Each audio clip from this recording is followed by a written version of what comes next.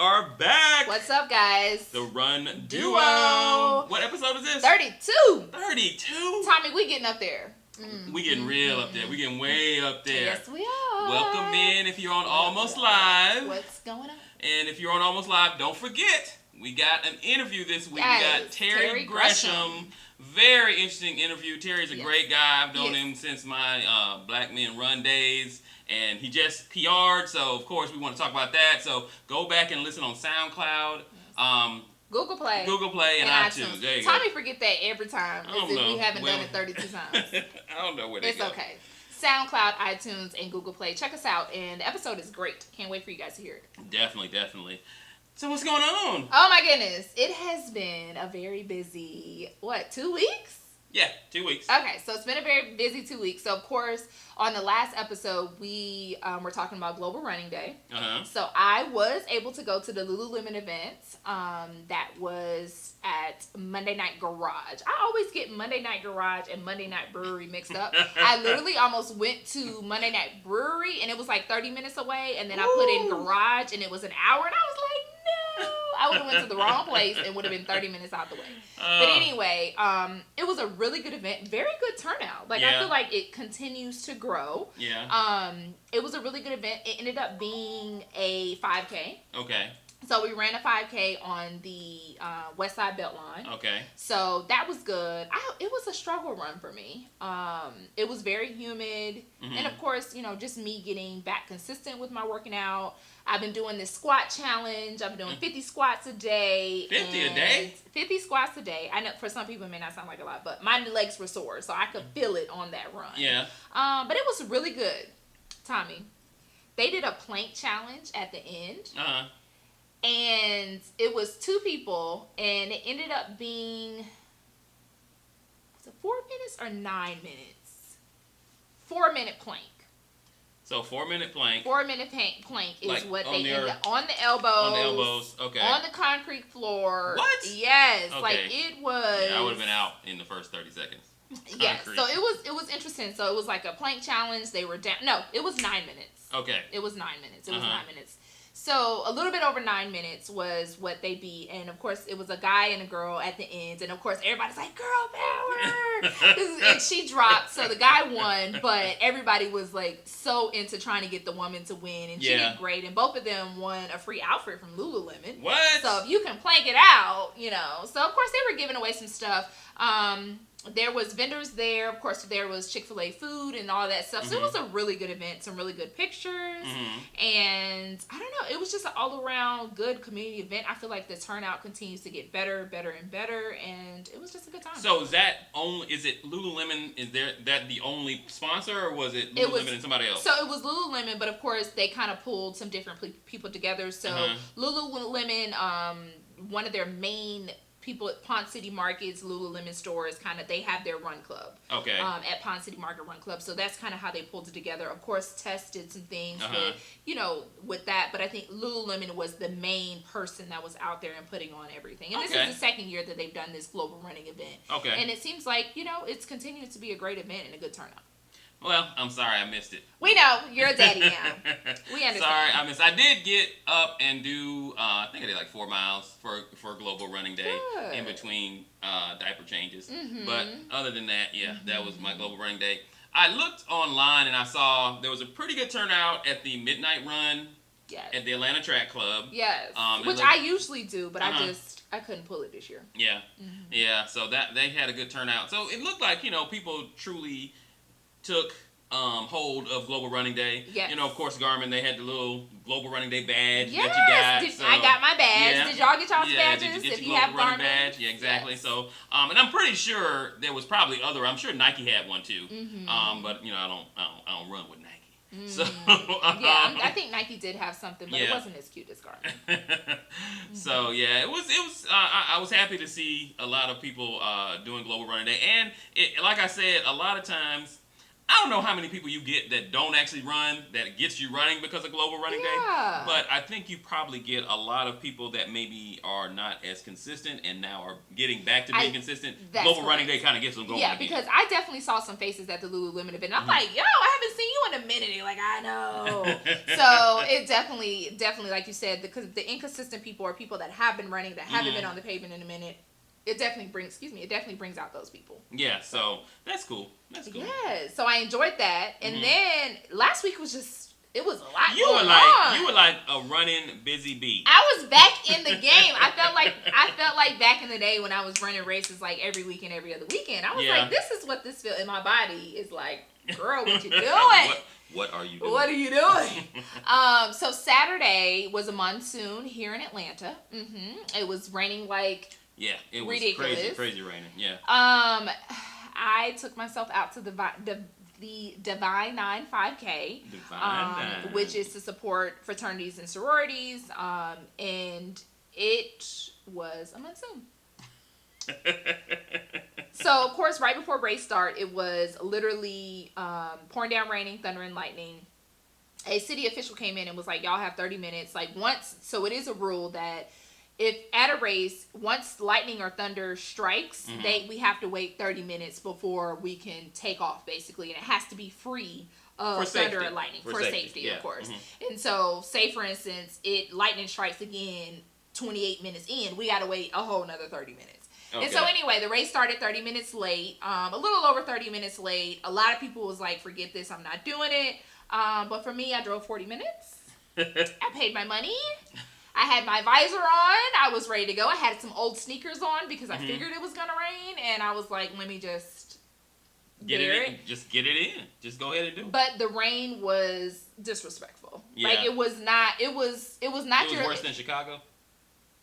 Yes. Yeah. It was like hard rain. Like, it wasn't like like it wasn't like, okay, this is manageable. This is refreshing. Like, it wasn't that rain. It was that. What are you doing outside? Like, why are you outside right now? Yes, it was that. So, but we finished it. I got it done.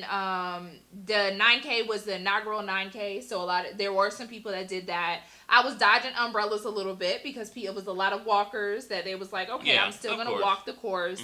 This race is a beginner-friendly, walker-friendly event. So I was kind of dodging umbrellas, trying to get around people. But it was good. It was good. And I got my medal. I earned my medal for that one. So that was a good time. Not as many people showed out. I think that they probably had a lot of people register for the race but didn't come out. Yeah, I'm sure a lot of people didn't even leave their house. Literally. Knowing that it was going to be raining like that. But, races like the Divine Nine, the HBCU, you get a lot of, I don't want to call them, because if you run, you're a runner. Right. I don't want to call them non-runners. Yeah. But people who don't run races on a regular basis. Yeah, they're like, I can train out for that one, or this may have been their first race, or they may do a race a year or something of that nature. So that definitely happens. And it's marketed as a run walk, so why not? So, I'm inclusive to them all, so I wasn't mad at it at all. Yeah, I got you. So Tommy, let me ask you this. What do you do when your shoes get soaked? How do you dry them out? I take the insoles out and put newspaper. Oh, you do know. Dang, I thought I was going to get one over on you. Dude, I'm 51 years old. I probably taught your dad how to do that. trying to get me. Newspaper, people. Newspaper. So, yeah, newspaper, put it in there. Never soak it on put your shoes in the dryer. Yes. Or your running clothes. Really? So when you put elastic type clothes, like especially for ladies, so if you're putting our tights and sports bras, if you put those in the dryer, it loosens up the elasticity in the clothes. Really? Yes. So you should not be drying your clothes out. So I did teach him something today. Yes. Because I put mine in the dryer. No, don't do that. Don't do that. Let that thing air dry. So but see, I only have but guys, I don't y'all wear don't really tights. do elastic type stuff. So like tight sports bras. Maybe if you have compression bottoms. Yeah. See, that's the only thing I have is a compression bottom. So yeah. So yeah, definitely if you have compression bottoms, that's something that you want to look out for. Most definitely. Yes. So, that's cool. Divine Nine, that's one that I was kind of thinking about doing, but when I woke up that day, I was like, I'm glad I did not sign up for this. Yes. But what's funny is that Tommy nor I are Greek, but we both have partners that are. Yeah. So that works out. Heather is a Delta and my boyfriend is Alpha, so we support regardless. And it's a non-Greek environment. Yeah. Me too. Family all up in there. Yeah, my family is a lot of different Greek people. So, but it also is because it is a Greek led organization. It's us. Like for me, any kind of race that is Black people, I'm excited to go to.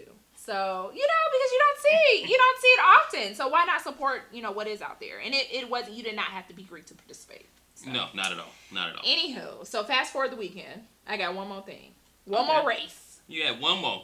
I had one more race, and I was really nervous about this race because obviously I know about the Hotlanta Half Marathon and how brutal the half marathon is. Mm-hmm. And brutal meaning very hilly. Of course, people that live in Atlanta know what it is. And so I was like, you know what? They're doing an inaugural 5K. Let me go knock out this 5K. But I was worried more so about the rain because it was supposed to be a direct replica of what it looked like on Saturday, which was a monsoon. And I was like, I don't want to run in rain again. But it ended up the rain held off. The sun was not beaming. It was humid, but it was perfect weather. And probably this year, if you wanted to run the half marathon, this was probably the perfect weather because usually that race is beating exactly. hot. Yeah, that's true. Usually it's 90 degrees outside. Mm-hmm. So, and literally the sun is beaming on you. So the sun was not beaming this time. So that was awesome. But at the same time, it's still Atlanta, pretty brutal race. So I did run the 5K. Mind you, from Global Running Day to Saturday's race to Sunday's race, I bettered within 5 minutes for each time. Look at you. I know. So I was excited. So I don't know if it was my body getting back used to being on the pavement, but 4 minutes faster from my Global Running Day 5K to Saturday's 5K, and then a minute faster from Saturday to Sunday. So I'll take it. I'm one of those. I'm like small victories. So have you been training much? Is it more like just getting out there and doing other stuff and then running? I have not been training. I've been sporadically doing my runs. Mm-hmm. Peachtree Road Race is going to be very interesting. But I think doing the 3 runs, it being races and stuff like that, I just think it was more so my body like, okay, this is what true consistency looks like. Mm-hmm. I can't really say that I was racing those races. I mean, obviously you're running harder than you would if you were doing a casual 5K in your neighborhood. Yeah.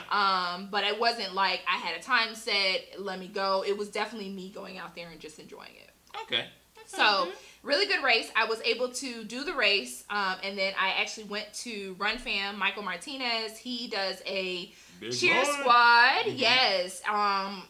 At mile 12, which is at Georgia Tech's Hill. He does that cheer squad every year, so I was able to wrap around, change my clothes, eat some fruit, and get to the cheer squad.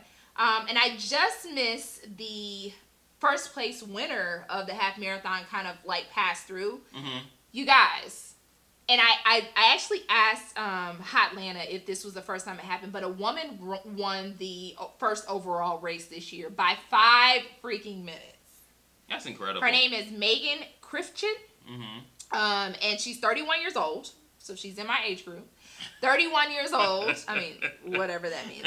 And she won it in a 1:18:29. So she had a 5:59 pace for 13.1 mile. Wow. So she was kicking behind. And the second place overall guy was Matthew Bird. He's 25 years old, and he came in at 1:23:01. So she whooped his butt by 5 minutes. Wow. That's incredible. Girl power. Yes, because it's not like that's a community charity run. It's not. Yeah, it's a lot of people running that race. So yes, and for her to come out and win that is pretty dynamic. It is. And what was interesting, so when you look at the breakdown of the races, you will see where people are from. Like Matthew Bird that came in second, he's from Ackworth, but where she was from was blank. So I'm like, where this girl from? She gonna start running in Atlanta? I've never seen her before. Mm-hmm. Not that I know everybody that runs in Atlanta, but I was like, I wonder where she was from. But I thought it was interesting. Yeah. I would like to follow her and see exactly. I started following her. Oh, did you? Okay. So we might need to get her on, see what's going on. We might need to get her on. But congratulations, Megan. That is an amazing job for winning that and just crushing it in a 5:59 pace is awesome. Wow. With those Atlanta hills, because that course was brutal. Yeah, so. that course. That's the only race that I've ever thought about just not finishing. Like, I really did. The time I ran it, I really was like... Oh, you ran it before? Yeah, I ran it, I forgot how many, a couple of years ago. And it was burning hot, and I was not in shape. And let me tell you, if I would have seen a bus, Tom would have not finished. Trust me. You would have got on If I would have seen a MARTA, dude... It would have been like, hold up. Let me get on this. Exactly. But when you out there and you got to get back, you're like, I might as well go ahead and run it because I'm out here now. It was a lot of people. But what was interesting was I have cheered at that mile 12. I think it's been 3 years now that I've done that. And literally, I think I've seen more people crush that hill this year than any other year. Like, really? Usually you see the, Yeah. like, people are super winded, people are tired, people are walking that hill more. I felt like this year, it wasn't until your 240 pace groups and later that you start to see more walkers. So that means a lot to me. Like, that people are out there crushing that hill. So congratulations for everybody, and congratulations for the Atlanta known people that we know, Rich, Harry, and all the other people that ran the race, that Aisha that did this race and continue to crush out that hill. That's yeah. I mean, anybody that finishes that course, I'm always like, good job. Great job. Yeah, yes. It's not an easy course. It is awesome. So now, talking about Peachtree, because I know you were getting ready to talk about the transfer. Mm-hmm. I did, because as you know, I did not get into Peachtree the normal way. I waited too late. Yeah. So I went and actually did the Kilometer Kids to do it. So I actually already received all my stuff. Oh, you got your. I saw somebody else post there. You got your packet and all that. Yeah, I got the packet with the medal. Oh yeah, medal's nice. It's nice. Yeah, that medal's Listen, hot. so of course with Peachtree Road Race, you have to purchase your medal so you can get that before, or you can get it at the expo when you get it. So it's not something that's technically a finisher's medal. They just give it to you because you're paying for it. It's a 50-year medal and it's nice. It's really nice. You have to take a picture. And I'm going to carry it with me on my run so I can put it on afterwards, so you can say, hey, what's up? Because they used to give out, like, if you did the Triple Peach. I don't know, maybe they still do. I don't think you get it at the race anymore. Yeah, you don't do it anymore. It's like they did the whole like pieces connected, and I don't know if they're still doing it like that. I haven't done the Triple Peach in a while. Yeah, I haven't either. I gave that up 3 years ago. I said I'm gonna do it. But again. I love the 10-miler. So what's weird is that I don't like Thanksgiving race, but I love the 10-miler. So I'll probably definitely do the 10-miler. For what? The Triple Peach. You could run the 5K on Thanksgiving as opposed to running a half. I'm not interested. You're not even. No. Not even a little. No, not anywhere near that race. No, I'm just joking. I might do the 5K. We'll see. I actually love the Thanksgiving half. I think it's a great race. You're not the only person that says that.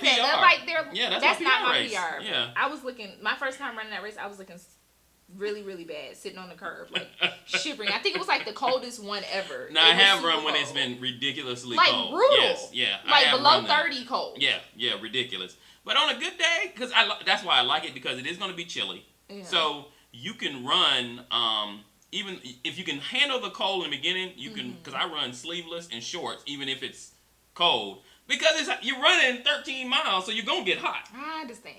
But let me tell you, I just put some gloves on and keep it moving. It's a very good race. Trust me, it's a good race to PR in, because the first half is all downhill. That's what they also say about Peachtree. For those that are running Peachtree that have never run Peachtree, the first 3 miles are downhill, and the last section are all uphill. You're climbing for 3 miles, so just be careful. Don't go out too fast. Yeah, I mean, don't do that, but I'm just saying, yeah, it's cool. Yes, but this is something new. So Peachtree Road Race, if you have a bib and do not know that you're not going to be able to run it, you can transfer it to a new person. They know that people be selling bibs off, so now they're giving a transfer option so that you're not wrapped up with your name and running with someone else's time and all that. But you have until June 24th to get that done, so definitely transfer those. I'm looking for 2 bibs. I got in, but I got some friends that are looking for 2 bibs, so let us know if you have some. Yeah, I mean, honestly, my first Peachtree I ran under somebody else's. Really? I bought it off of some dude, clandestine. Don't be publicizing that. $25. Right. Appreciate it. People be selling those. 60,000 people. People be selling those things. So, but yeah, speaking of that, there are some upcoming races. So HBCU 5K is coming up on the 29th. Yes. That registration is still open. So if you went to a HBCU or want to support HBCUs, definitely come on out. I'll be supporting Clark Atlanta University. That is where I got my master's. So that's usually who I support when I do the HBCU When you do race. the HBCU, yeah. I haven't done the HBCU in a long time. What was the date on it? The 29th of June. Yeah, I want to do it. I might come out and just hang out. I remember one year it was incredibly hot. Yeah. Well, at one point they switched it from doing it at night to in the morning, and they kept going back and forth with that. It's in the morning still. It's in the morning? Okay, gotcha. So that's one. And then Monday Night Brewery is Monday the 17th. I'm doing that one. Thomas will be doing that one. I will not be at that one. Come out and see me. Yeah, come on out, see us. And I know our guest may be out there that's coming on today. Well, he'll be out there running for sure. Yeah, he'll be out there running for sure. Other goodness going on. So exactly. Yes, Mr. Gresham. Yes. So I know this is a male female podcast, but just to give some love to the ladies, for those that wear Garmin's, a Garmin watch. I don't know if y'all have recently seen an update, but Garmin now has they call it menstrual cycle tracking. Okay, so for us ladies, we know that when it's that time of the month, I call it unflow. When unflow comes, your hormones are all over the place. Sometimes you're tired, you're fatigued, you're having all these cravings, you're having all of these things going on. So now Garmin is able to track your cycle. You can put in the time of your last menstrual cycle, and it will tell you between day 1, day 5, you're menstruating. So that means that your energy is going to be really low. Okay, let me ask you this. Okay. You might not know this. So do they just count the days, or is it something that the watch is actually able to track? So you actually, when you first go into the app, you put in the date of your last cycle, and you also put in how many days your cycle usually lasts. Okay, gotcha. Because it is a 30 or 31 day cycle period. So there's always going to be between this week to this week, or this day to this day. Usually your body, is cycling in 4 different areas within those 30 days. Okay, gotcha. So you're putting in data to let them know, okay. So it's not actually something it's not something reading on your body or anything like that. It's not that. It's more so reading and biologically reading. We know that when women are ovulating or on their menstrual cycle, when they're actually on it a week after your period, a week before your period, it is common that the hormones are up and down. You may have less energy, more energy. You may be really tired. You may have your best speed or not. So that's something that's very interesting. So for example, they say during the follicular time, which is between day 6 and 13, they say that's when you're the speediest. So basically a week after your cycle goes off, that's when you might be able to crush your PR. Okay, gotcha. So it will tell you specifically, you probably going to be, this is a good time to do yoga. So week 3, between day 10 and 23, you're going to be more tired. Your body is kind of pulling more of your hormones and kind of give you more of a hormone imbalance. You need to do better with warming up and stretching. So it's actually going to tell you what your body is going through biologically, so you can know how to enmesh it with your fitness. Okay. That is a good function for women as well as men, because listen, yes, guys, if you would like to, on your watch, put it in. That way you know what to look out for. And I don't know how that works. Yes, because you do need to know. Because I know, like, for me, it's like, the week before, when I'm PMSing, I'm moody. Like, I drop a pin and I'm like, what is going on? So it's kind of one of those things where it is good for men to also know kind of what's going on. Guys, know what your lady's going through. Know what your lady's going through, because your body definitely... You're going to go through it too. Exactly. Your body definitely tells you. And sometimes when we're tired and we need to listen to our body because of hormones and things of that nature, we need to listen to it, because you don't want to get out there, hurt yourself more, or you're trying to PR, you're trying to BQ, but it's the week before your cycle and you're drained. Your body just may not give it to you, and you need to listen to those things. When you're planning whatever, like your moonshot race that you're trying to get into Boston, exactly, you might want to plan it based on that. You might want to plan it around your menstrual cycle, around that one. Have you noticed that though? Because I can't speak to it, of course, but have you noticed a difference in your running or exercising? So I have not looked at it. I know my body very well in regards to a week before, a week after, my energy levels, but I have not in regards to racing or running. Okay. So now that it's on my app, because I just uploaded and entered all of my information, now that I did that, I am going to pay better attention to it, because if I'm scheduling a race or something like that, if you're trying to go out, you're marathon training and you got 20 this weekend, but it's the week before your cycle, you're going to be tired. So I am going to start looking at that. Well, you know what? We'll not next show, but the show after that, we'll ask you about it and see how well I'll let you guys know. And it's a 30 day, 31 day cycle. So you're going to cycle into 4 different phases, and all of the detail is on the app. So if you have a Garmin, that's something to look into. Another app that is just like that is Fit Our Woman. FITRWOMAN, and it also is an app that helps you with training and nutrition advice tailored to your cycle and your fitness goals. So okay, look at that. Okay, well, I look forward to hearing from you. Yes, maybe a little TMI, but hey, I think all of us women, we need to know that, so we're not out here stressing ourselves and being mad at yourself for not being able to do something when it's the hormones that could be causing you to be a little slower or not. Yeah, but usually most women don't. When I know it's hormones, Yeah. y'all don't want to hear that. Yeah. Your hormones. Don't tell me about my hormones. No, I get it. Yeah. Yeah, y'all want to hear that. Y'all want to hear that. I get that piece. Yes. You're a little irrational, honey. Why am I a little irrational? Yes. Okay, Yes. okay. I know when I'm, yeah. Braxton be like, so, like, I'm closed next week? It's like, what's going on? Oh. I ain't do nothing. I ain't do nothing. Everything is a big deal. So. Anything else? What else you got going on? Well, no, I saw this while I was at work. Have you tried it yet? No. Okay, so I'm looking at, it's beer. Yes. And I know y'all you were looking at it while you were at work. The yeah. 26.2 beer. Yeah, so had you heard of this? Yeah. I hadn't. Really? It just we popped. talked about it briefly. Did we? It yes. popped up on my, like I was reading an article. So this beer, and it launched this year at Boston. Mm-hmm. So it has been circulating around. You can get it in Kroger. You can get it everywhere now. You can get it at Kroger? Yes. Oh, I'm about to go buy a bottle Yes, you tonight. can get it at Kroger. So, but it officially launched at the Boston Marathon this year. I thought we talked about it on one of the podcasts. You might have, because, I mean, okay, so it's only 4% alcohol by volume, which most beer is like 6. Average, a higher level might be 8. Right. It's only 120 calories, but I think Michelob Ultra is less than 100. Isn't it like 90 calories, I think? So, yeah. And it's 9 carbs. Right. And it's made with Himalayan sea salt and, what is that, Calder? Coriander. Oh, that's fancy. Yes. But anyway, it's in this bottle. It says it's called 26.2 brew. Too. It comes in a can also. But yeah, I see it comes in the can there too. 26.2 brew, and supposedly what's the benefit of it is that Himalayan salt is supposed to refresh you. Of course, we all love beer runs and things of that nature, but that salt intake and everything is supposed to be good for balancing out after a run.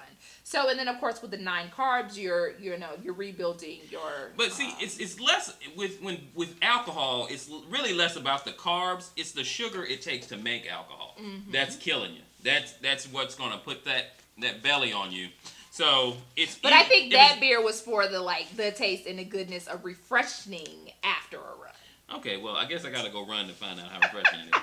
But actually, you know what I'm doing? I'm kind of, because with the kid. Oh, y'all hear him? He's with so the cute. kid. I don't get out to run as much, but basically, I have to do stuff indoors. So I've been doing a lot of what do you call it? Like P90X type stuff? Yeah, that's what I'm trying to do, because there's some free stuff on TV. Actually, I'm going to go home tonight and see if I can find actual P90X on YouTube or something. I'm sure it's there. Because I used to do P90X, and they have a couple of really good ones that don't need weights that you can do. You should try the workout. Nike app too. Nike app has Nike app has whole workout programs. Really? Like strength training? Yeah.